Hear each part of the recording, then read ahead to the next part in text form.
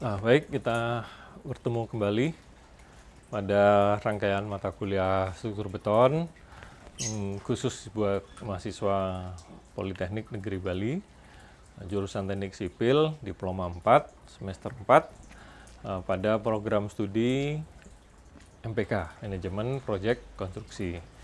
Materi kita sekarang adalah materi lanjutan dari pertemuan sebelumnya, yaitu kita membahas tentang fondasi. Dalam hal ini kita spesifik akan membahas hanya pada fondasi telapak saja. Dan lebih khusus lagi kita akan gunakan telapak bujur sangkar untuk sebagai contoh. Nah, untuk pengembangannya memang kewajiban bagi adik-adik mahasiswa ya untuk membaca lebih jauh lagi buku-buku atau referensi yang terkait dengan perancangan fondasi. Nah, ini adalah proses akselerasi di mana dengan demikian saya harapkan ini akan membuka jalan bagi adik-adik semua untuk lebih memahami fondasi-fondasi yang lainnya. Baik, sekarang ini saya review sedikit tentang mengenai fondasi dari pertemuan atau video yang sebelumnya. Jadi kalau kita punya sebuah fondasi telapak seperti ini, maka fungsi fondasi ini yaitu menyalurkan beban. Nah, bebannya apa saja? Tentu bebannya ada beban PU dan beban MU. Jadi di sini bisa terjadi PU dan bisa juga terdapat dari MU. MU ini dapatnya dari mana? PU dan MU ini bisa mendapatkan reaksi-reaksi gaya dalam sehingga kita membutuhkan di sini terkait sama mata kuliah Megtek. Nah, itu kita bisa gunakan ya. Nah, dari Megtek sekarang kita bagaimana menyalurkan, kepada siapa beban itu disalurkan. Jadi menyalurkan beban kepada tanah dasar, tanah keras atau tanah dasar ya. Jadi di sini nih tentunya ada tanah yang di tempat di mana fondasi ini disalurkan. Nah, apa syaratnya? Tadi syaratnya itu yang pertama fondasi tidak boleh rusak gitu katakanlah ya, atau hancur.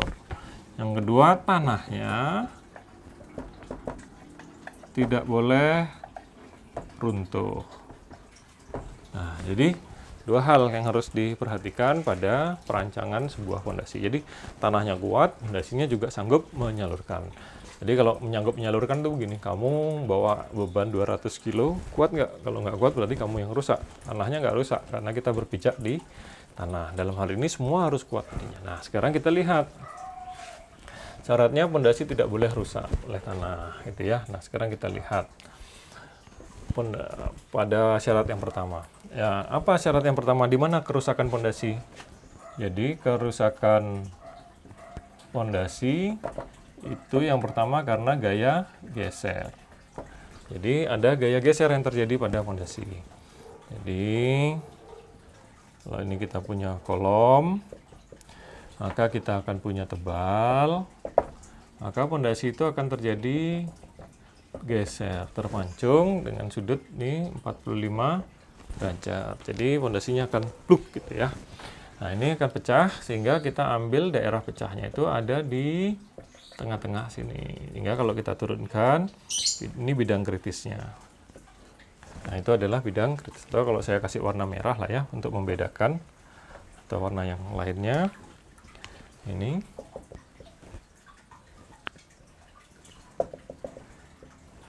Nah, ini bidang kritis. Nah, ini kritis karena geser pon. Jadi yang merah ini adalah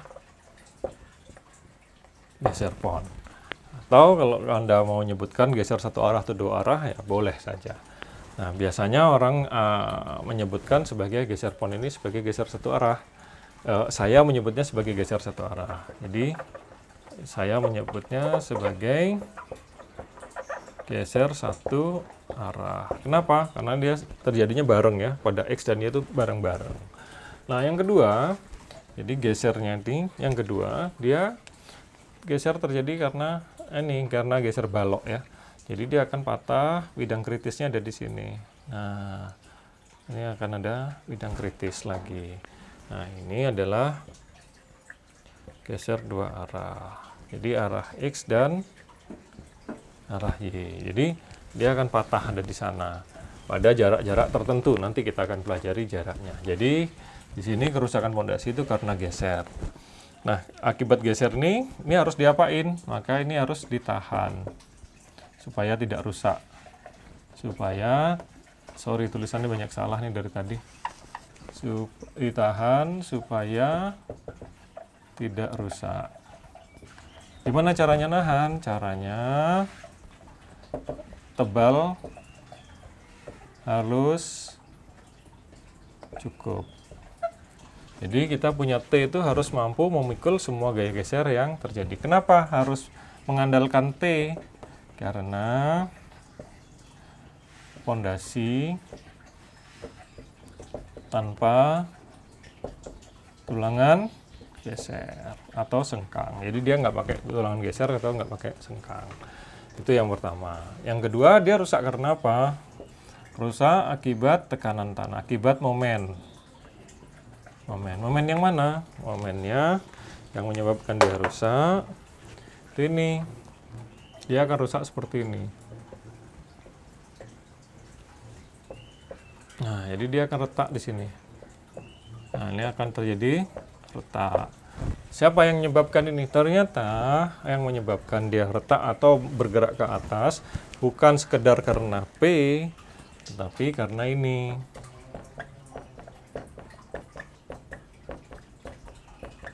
Apa ini? Ini kita sebut dengan tegangan izin tanah, gitu ya. Jadi momen akibat apa? Akibat tekanan izin tanah. Kenapa tegangan izin tanah yang bikin besar? Nah, tegangan tanah ini kan begini. Ini yang lihat nomor 2 sekarang. Nih ya. Tanah tidak boleh runtuh. Apa syarat tanah tidak boleh runtuh? Syarat tanah tidak runtuh adalah tegangan izin tanah lebih besar dari tegangan yang bekerja. Tegangan yang bekerja. Jadi tentunya tegangan izin tanah itu lebih besar. Jadi yang ke atas ini lebih besar daripada yang ke bawah gitu. Jadi kalau yang saya kasih merah ini, nah yang kayak ini adalah tegangan yang bekerja. Akibat apa? Akibat P dibagi dengan A. A-nya ini, P-nya ini. Nah, maka aksinya tuh kalah besar sama reaksi, sehingga menimbulkan apa? Menimbulkan gaya angkat, uplift yang disebabkan oleh tegangan tanah yang izin yang sangat besar. Kalau dia kecil pasti runtuh. Nah, ini makanya dia. Nah, sekarang kalau kita sudah tahu bahwa penyebab dari tertimbulnya momen ini adalah tegangan tanah, tegangan izin tanah, maka dari momen ini akhirnya apa? Keluar tulangan. Tulangan atau AS untuk pondasi. Nah, oleh karena itu output dari sekarang kuliah kita struktur pondasi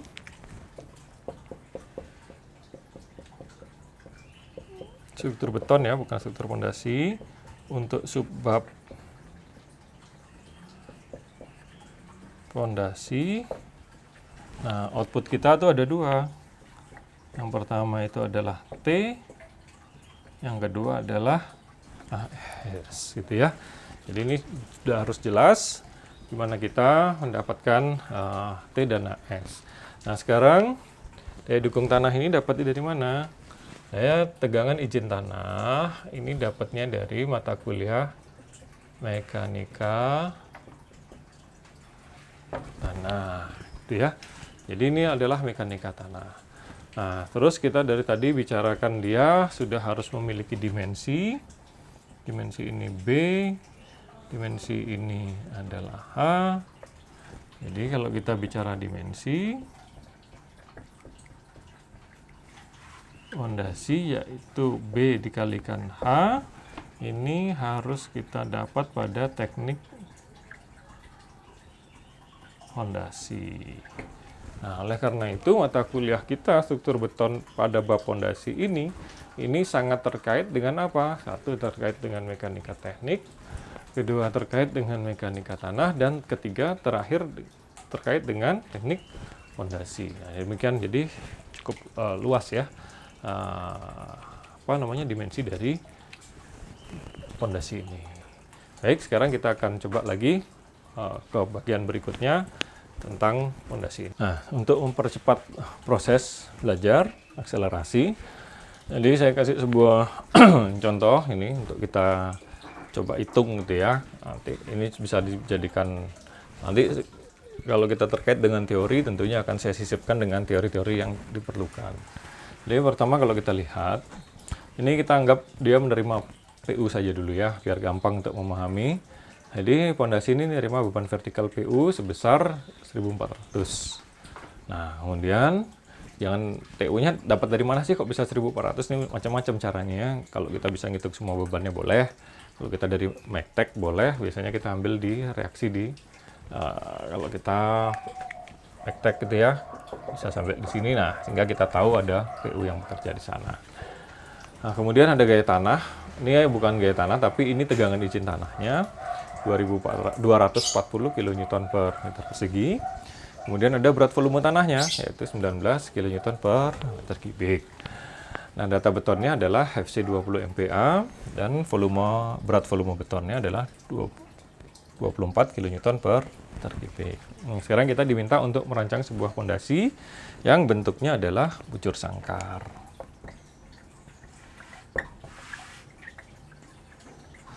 Di mana A dari bujur sangkar adalah B dikalikan dengan B ya. Jadi ini kita jangan ya, B dikalikan B, di mana kolomnya di sini, kolom ini adalah memiliki dimensi 50 cm kali 50 cm. Jadi kolomnya ada 50 kali 50, kita belum tahu B sama B dengan H atau B dengan B ini dimensinya berapa, T-nya juga kita belum berapa. Nah, sebenarnya untuk dimensi,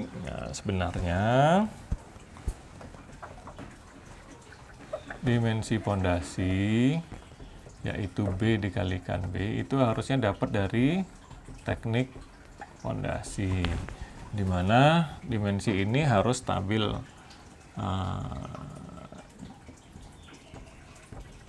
Dimensi yang diperoleh harus stabil. Biasanya stabilnya ada 3 ya. Yang pertama itu stabilitas daya dukung tanah. Artinya tanahnya nggak runtuh, gitu ya. Yang kedua stabilitas geser. Nah, ini kepada gaya vertikal.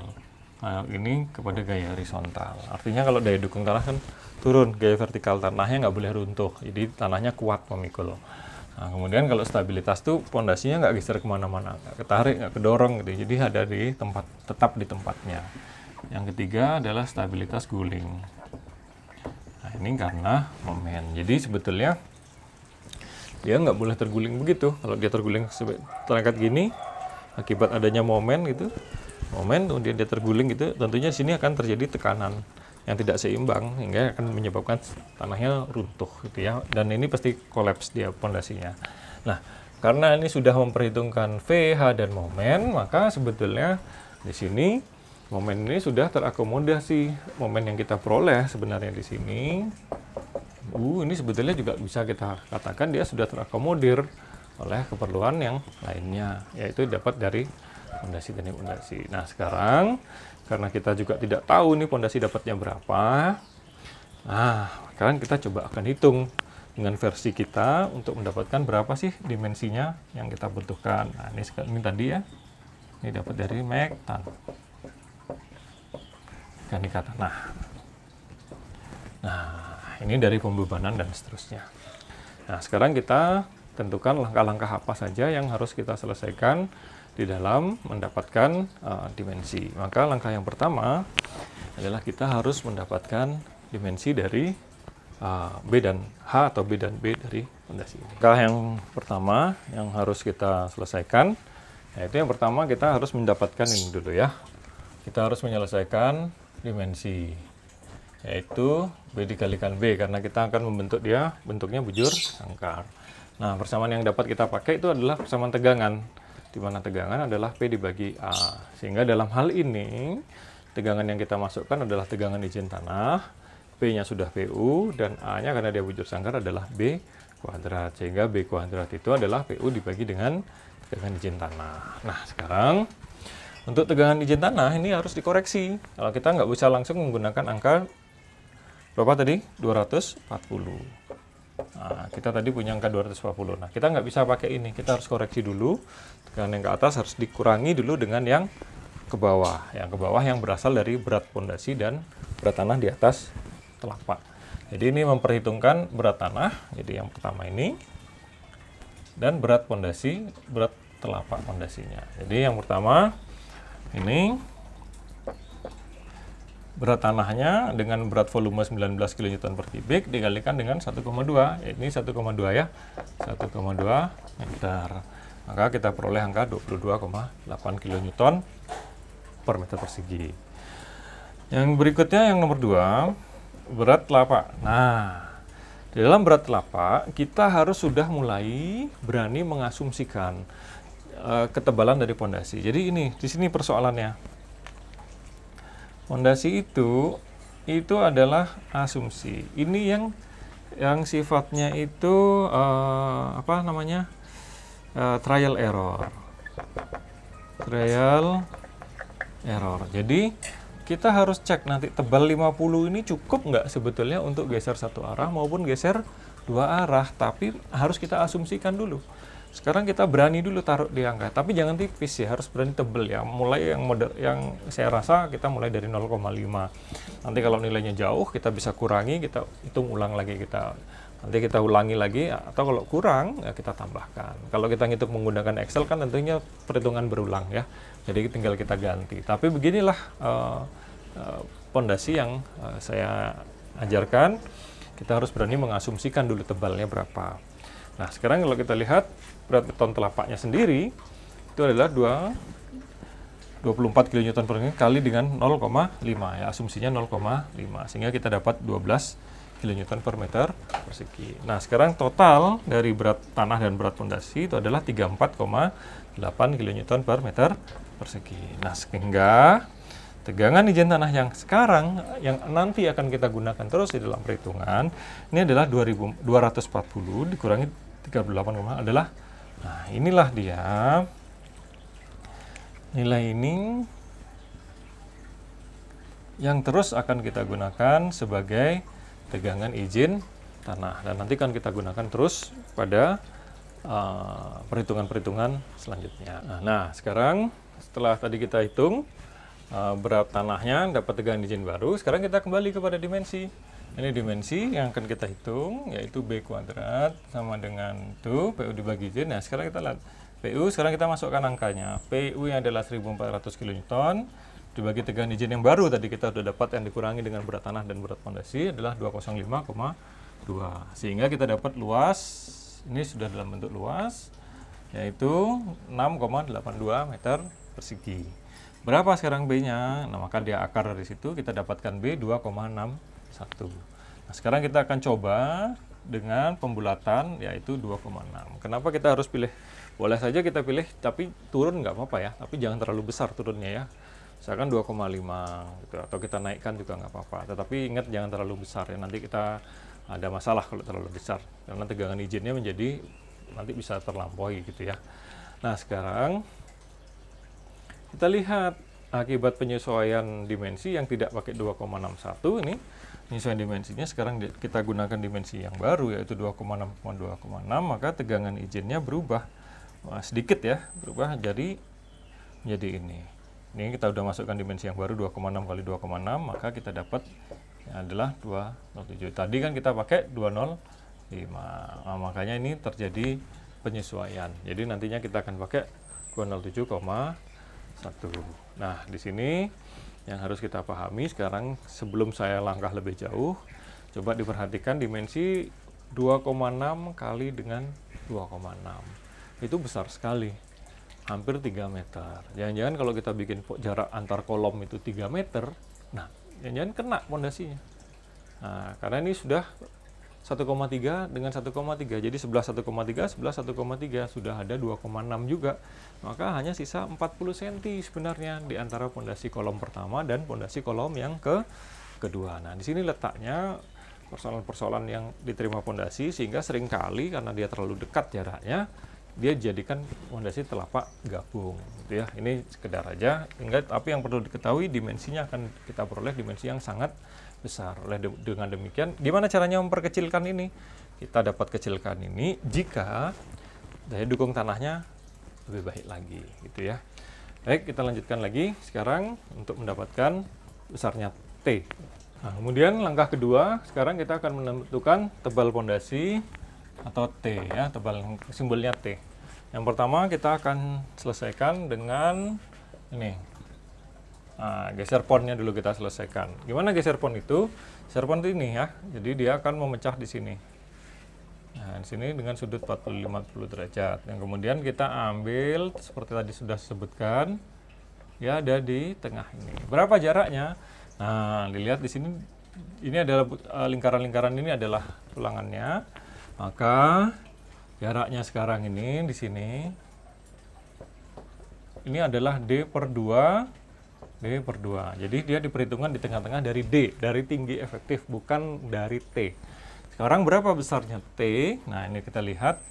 Jadi tebal selimut beton untuk pondasi itu minimal 70 mili. Kenapa dia tebal sekali? Kita udah bayangin kalau balok aja bisa sampai 3-4 cm. Akibat apa? Akibat kebakaran.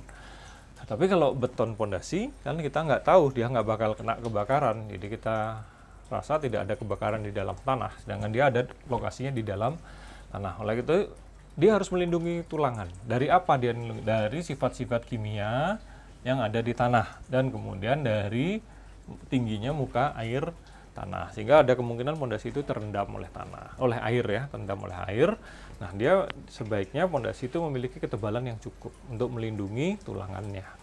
Nah, disyaratkan adalah minimal 70. Lebih tebal boleh saja, gitu ya, nggak ada yang masalah. Nah, sekarang misalkan kita gunakan sekarang 80 mili atau 8, maka kita dapat tinggi efektif sekarang adalah 500 kurang lebih adalah 420. Nah, sekarang di mana? Kalau kita sekarang menyelesaikan geser pond ini dengan ketinggian itu tadi, maka ini kita udah tahu, ya, sekarang tinggi efektifnya adalah 420, berarti separuhnya ini adalah 210. Nah, kan dia bekerja di mana? Maka wilayah bidang kritis yang terjadi akibat geser pond itu ya ada di sini. Nah, jadi yang merah ini adalah bidang kritisnya dia. Ini yang disebut dengan bidang kritis. Nah, terus wilayah yang beban yang harus diperhitungkan yang mana? Beban yang harus diperhitungkan itu yang ini.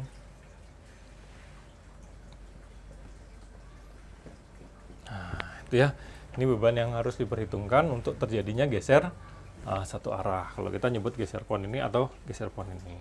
Nah, sekarang kita harus tahu ini berapa. Nanti kita akan hitung. Berarti kalau dia seperti ini di 50, maka di sini jaraknya akan timbul jarak ini.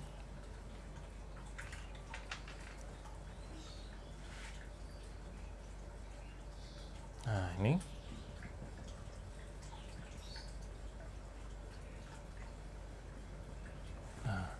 Ini tentunya 500 atau 50 dimensi dari kolom.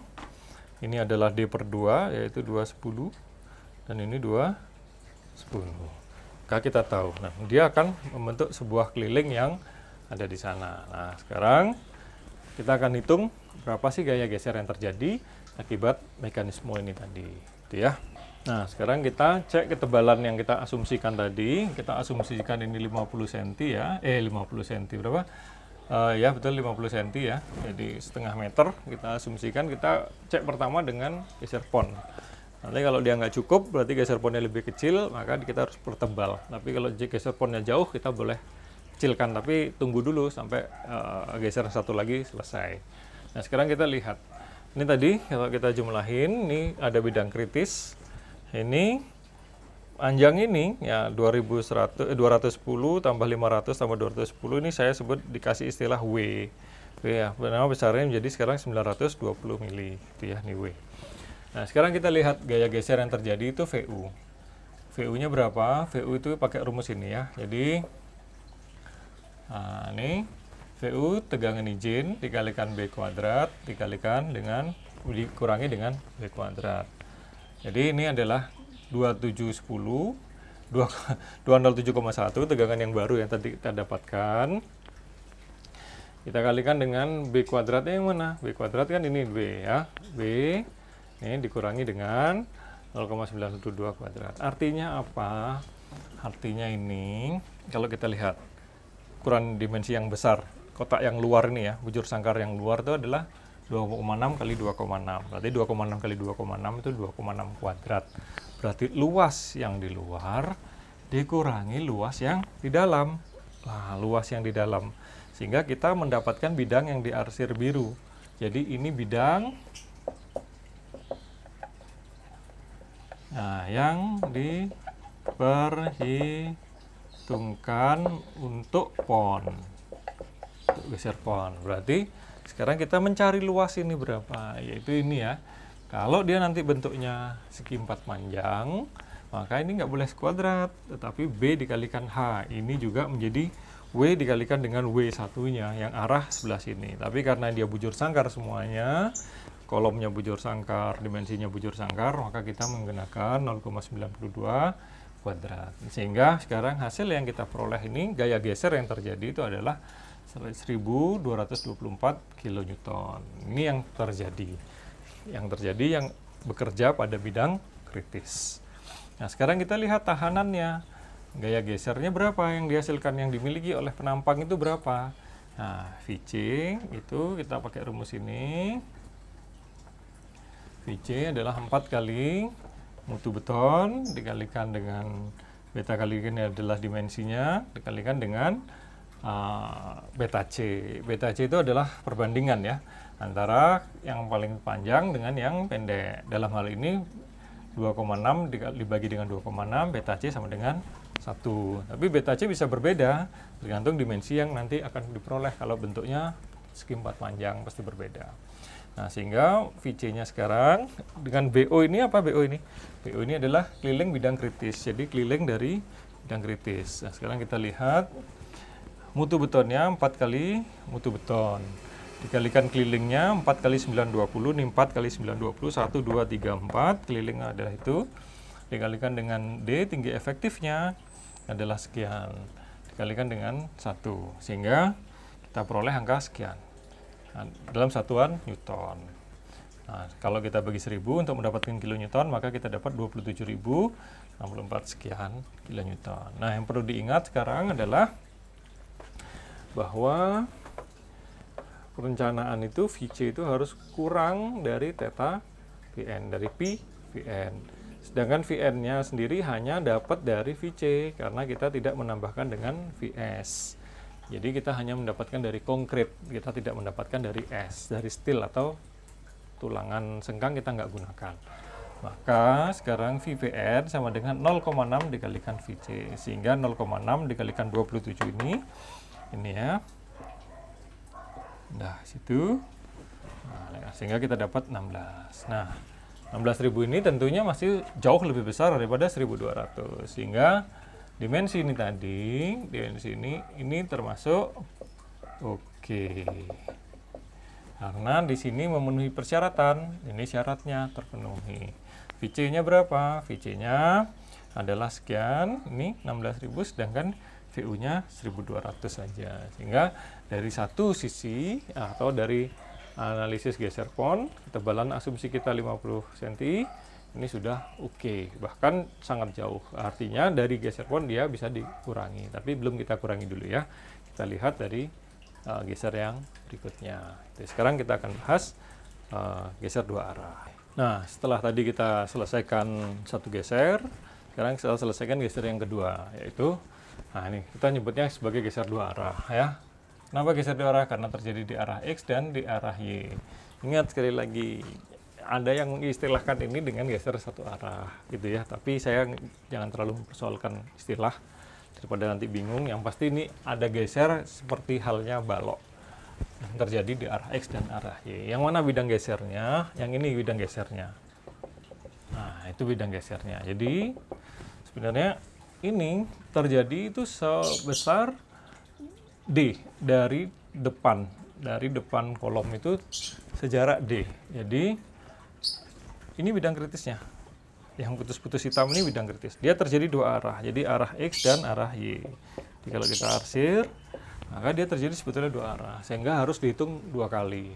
Tapi karena ini terjadinya pada bidang yang bujur sangkar, di tengahnya bujur sangkar, maka cukup dihitung satu kali saja. Sehingga nanti kalau kalian punya dimensi yang tidak bujur sangkar, maka harus dihitung dua kali. Ingat itu ya, harus dihitung dua kali. Nah, sekarang kita perhatikan. Bidang yang menerima beban yang mana, yang membebani dia, yang membuat dia akan patah, itu adalah yang diarsir hitam ini. Nah, besarnya adalah G dikalikan 2600. Ini bidang kritisnya, dia akan diruntuhkan di sana. Nah, sekarang kita lihat, G-nya berapa sih besar G-nya? Karena G itu adalah berlangsung di sini, di setengah ini ya. Nah, dia ada di sana, sekarang kita G itu kita hitung tentunya. Maka ini dia ada di tengah di as ini, 2600 dibagi 2, 500-nya juga dibagi 2, dikurangi dengan D. D tadi kita sudah tahu besarnya adalah 420. Ya, kita dapat besar G itu 630 mili. Sekarang kita lihat gaya geser yang terjadi berapa. Kita pakai rumus ini. VU sama dengan tegangan tanah yang membuat dia rusak itu dikalikan B dikalikan G. Maka ini angkanya 207,1 dikalikan 2,6 dikali 6 sama dengan 339 kilonewton. Nah, berapa sekarang gaya geser yang dihasilkan oleh penampang ini dengan ketebalan ini T, ini tadi sama dengan 0,5 meter atau 50 cm. Sekarang kita lihat, maka kita gunakan rumus yang ini ya. Besarnya adalah 1,6 dikalikan akar FC dikalikan B dikalikan dengan D, maka besarnya adalah seperti yang sekali 200 kita akan dapat hasilnya sekian, sehingga dalam bentuk kilonewton 813,9 kilonewton. Dan jika kita lihat perhatikan dengan syaratnya, di mana syarat itu sekali lagi VU itu kurang dari VN. VN-nya hanya dapat dari VVC, maka VVC adalah 0,6 kali 813 sehingga didapat 448. Dengan demikian tebal sebesar 0,5 ini oke. Makanya karena dia aman, artinya sekarang asumsi tebal T sama dengan 50 cm memenuhi syarat geser yang terjadi. Jadi kita bisa menggunakan dengan ketebalan 50 cm ini sudah clear, berarti kita bisa gunakan terus. Nah, di dalam kalau kita lihat ini selisihnya, nah ini kalau mau dikurangi silahkan. Tapi kalau tidak ya kita tetap gunakan 50 cm. Tapi kalau enggak ya kamu kurangi, misalkan jadi 45 atau 40, siapa tahu dia cukup untuk memenuhi. Terutama yang kritis ini ada digeser dua arah ini, digeser arah X dan arah Y ini kritis ya. Karena dia selisihnya tidak besar dibandingkan dengan yang geser pon tadi, itu selisihnya besar sekali. Nah, oleh karena itu sekarang dari dua syarat ini ketebalan sudah terpenuhi, dapat kita gunakan. Nah, sekarang kita melangkah yang berikutnya, yaitu langkah yang ketiga, kita harus menentukan momen. Nah, setelah ini kita selesaikan. Sekarang langkah yang ketiga untuk penyelesaian ini adalah kita harus menentukan momen. Karena tadi satu persoalan sudah kita selesaikan, yaitu mendapatkan ketebalan. Jadi sekarang masuk kepada persoalan kedua, yaitu kita harus mendapatkan tulangan. Berapa luas tulangan yang dibutuhkan untuk pondasi itu agar mampu melawan gaya yang mengangkat ke atas dari yang berasal dari tegangan izin tanah ke atas tadi ya, yang dia lebih besar dari tegangan yang bekerja. Nah, sekarang kita perhatikan ini pondasinya jadi seperti ini ya. Nah, ini yang sekarang yang bekerja yang diperhitungkan adalah tegangan izin tanahnya. Kenapa? Karena dia lebih besar dari tegangan yang bekerja di sini ya. Jadi tegangan izin tanah. Jadi kita sudah punya angkanya. Berapa angkanya? 207,1 kilonewton per meter persegi. Nah, sekarang kita lihat dia kritis. maka dia dianggap sebagai plat cantilever. Maka dia kan akan mengangkat begitu ya. Jadi ini dia akan mengangkat ini. Nah, karena dia akan mengangkat begitu, maka bidang kritisnya ada di sini. Ada di sini. Bidang kritisnya itu ada di situ. Nah, ada. Ini bidang kritisnya, sehingga yang diarsir ini adalah sekarang area pembebanannya dia. Bidang kritisnya ada di garis-garis yang hitam ini. Terus. Nah, sekarang dia bidang arsiran ini memiliki B 2600 dan dia memiliki lebar kita sebut dengan L. Sekarang kita hitung berapa? Sekarang kita lihat dia dihitung sebagai plat cantilever. Jadi seperti ini. Nah, ini adalah L-nya. Ini L-nya, saya pindahin ke sini. Jadi seperti itu. Nah, ini sebenarnya kan dia ke sini. Sebetulnya dia ke situ gitu ya. Ke arah ini, yang panjang ini yang 2600-nya ada di sebelah sana. Tapi ingat ya, kita ingat ini adalah plat cantilever.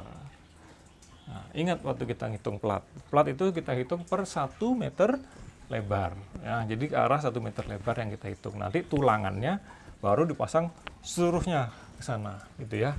Nah, sekarang kita lihat, hitung momennya dulu. Karena kalau tanpa momen, kita nggak akan dapat tulangan. Nah, sekarang kita lihat, ini idealisasinya seperti ini. Dengan L adalah 1300. 1300 apa? Itu setengah dari bidang ini. Dikurangi 250, yaitu setengah dari kolom. Maka kita dapat jarak adalah 1050 mili. Berapa M-nya? M-nya ini untuk cantilever seperti ini kan setengah QL kuadrat. Kalau kita turunkan di sini ini X gitu ya. Setengah maka QL kuadrat. Maka kita akan dapatkan momennya sebesar 114 kN/m. Nah, sebelumnya kita harus ingat ini. Ki. Ki ini beban merata. Apa satuannya Ki? Satuannya Ki. Ki itu satuannya kilonewton per meter. Per meter apa? Per meter lebar dari pondasi. Sedangkan tegangan izin tanahnya itu satuannya kilonewton per meter persegi. Maka untuk mendapatkan Ki, tegangan ini harus kita kalikan dengan sebuah meter hingga ini bisa dicoret. Nah, meter apa yang kita ambil? Adalah 1 meter arah lebar. Sehingga kita dapatkan momen ini. Nah, nggak selesai. Nah, nanti nih kita harus ada langkah keempat. Kalau kita momen udah dapat, maka ini akan bisa mendapatkan luas tulangan yang kita butuhkan. Nah, sekarang kita harus menghitung luas tulangannya. Tadi kita sudah dapat momen. Nah, momen ini adalah dasar kita untuk mendapatkan luas tulangan. Nah, sekarang kita lihat sini. Maka langkah keempat adalah hitungan penulangan. Nah, harusnya atau kita minimal langkah keempat ini kita bagi bisa sebetulnya ada luas tulangan. MU-nya kita udah dapat tadi 104 berapa tadi ya, saya nggak begitu ingat tadi. Kita anggap segitulah nilainya. Nah, sekarang saya nggak jelaskan lebih jauh lagi. Luas tulangan diselesaikan dengan balok, dengan dimensi balok sebagai berikut. Ya, jadinya kalian harus bisa sekarang, kalau momen sudah dapat, baloknya udah kayak gini sekarang. Nah, baloknya bukan balok ini ya, sekali lagi ini kayak plat. Kalau biasanya kita ngitung balok ini B dan di sini H, tetapi sekarang nah untuk pondasi kita gunakan seperti itu. Kita tidurkan ini sama dengan plat lantai. Cara menghitung tulangannya. Jadi kita sudah dapatkan. Nah, kalau dia sudah dapatkan seperti plat lantai, maka kita tadi kan menghitung per jarak. Nah, per meter 2600 ya, searah lebar. Maka ini kan 1 meter. Padahal di sini kita ada 2600. Maka kita udah nulangin dia di sini kira-kira ya. Nah, di sini.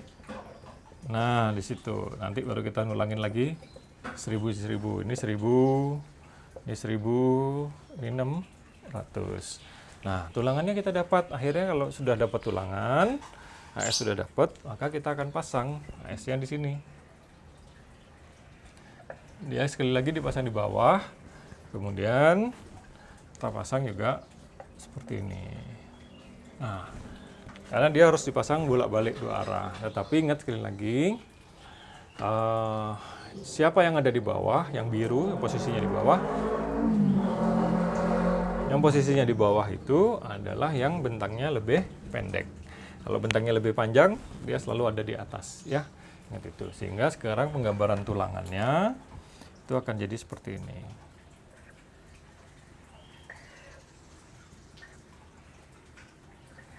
Ini biar proporsional lah.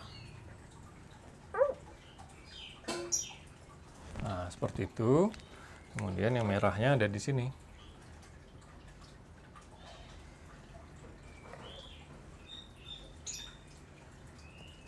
Nah, ada di sana ya. Sehingga kita pasang ini, coretnya 2, yang merah coretnya 1. Coretnya 1. Nah, dengan demikian kita sudah selesai untuk mendapatkan tulangan pada perhitungan fondasi. Caranya ngitung buka-buka lagi materi yang kemarin-kemarin. Yang caranya menghitung tulangan, ini sudah tulangan plat lantai. Paling pokok adalah menghitung tulangan balok. Teoremanya ikuti, sehingga akan diperoleh pembesian untuk pembesian dari fondasi. Ya, demikian yang dapat saya sampaikan pada pertemuan kali ini. Tentunya apa yang saya sampaikan ini sangat singkat, sangat pendek, dan masih banyak catatan-catatan yang harus kalian ketahui. Catatannya apa saja? Nah, ini harus membaca referensi, harus lihat orang, harus belajar juga pada orang lain gitu ya, harus banyak berlatih. Sekarang ini ibaratnya kalau kita naik motor, ini baru bisa mengendarai sepeda motor. Kita tahu fungsi gas, fungsi rem, nyalakan lampu, rating, dan seterusnya. Tetapi kita juga belum sampai pada tingkat apa? Tingkat ahli kita belum. Artinya kita baru bisa ngidupin jalan. Kita belum dapat izin untuk jalan. Kita harus tahu peraturan, kita harus tahu toleransi dengan pengendara yang lain, sehingga itulah SNI. Jadi sekarang kita sekedar bisa menghitung. Menjadi ahli, nanti setelah Anda praktek berulang-ulang, kemudian bisa menjadi ahli. Nah, masih banyak yang harus dipelajari, karena ini hanya pada pondasi telapak dengan bentuk bujur sangkar. Bagaimana dengan pondasi telapak bentuknya segi 4 panjang? Tadi sudah tahu bedanya kira-kira ya, di saat ada X dan ada Y. Kemudian penulangannya juga berbeda, sedikit ada tambahan perhitungan. Bagaimana dengan pondasi yang yang double? Ada 2 kolom dalam satu pondasi. Nah, itu juga harus dipelajari. Bagaimana dengan pondasi yang ada di tepi, yang ada di pojok? Bagaimana ada pondasi yang ada di tengah-tengah yang berkaitan dengan milik tetangga kemarin pernah kita jelaskan ya. Nah, ini juga harus dipelajari. Dengan demikian, ini adalah harapan saya bisa membuka jalan bagi adik-adik semua, khususnya bagi mahasiswa Politeknik Negeri Bali, jurusan Teknik Sipil, untuk belajar lebih jauh mengenai pondasi. Kita tidak bisa menjelaskan lebih jauh, lebih banyak, karena waktu kita terbatas, gitu ya. Dengan 1 semester harus menyelesaikan seluruh materi struktur beton, ini benar-benar luar biasa sekali effort yang harus diberikan. Jadi demikian, nanti Anda bisa perdalam lagi dalam TA, tugas akhir, atau dalam skripsi, ya, bagaimana nanti di semester yang akan datang. Demikian dari saya, semoga apa yang saya sampaikan ini bisa membuka wawasan, mendapat pengetahuan dasar tentang menghitung tulangan pondasi. Demikian, sampai jumpa pada lain kesempatan.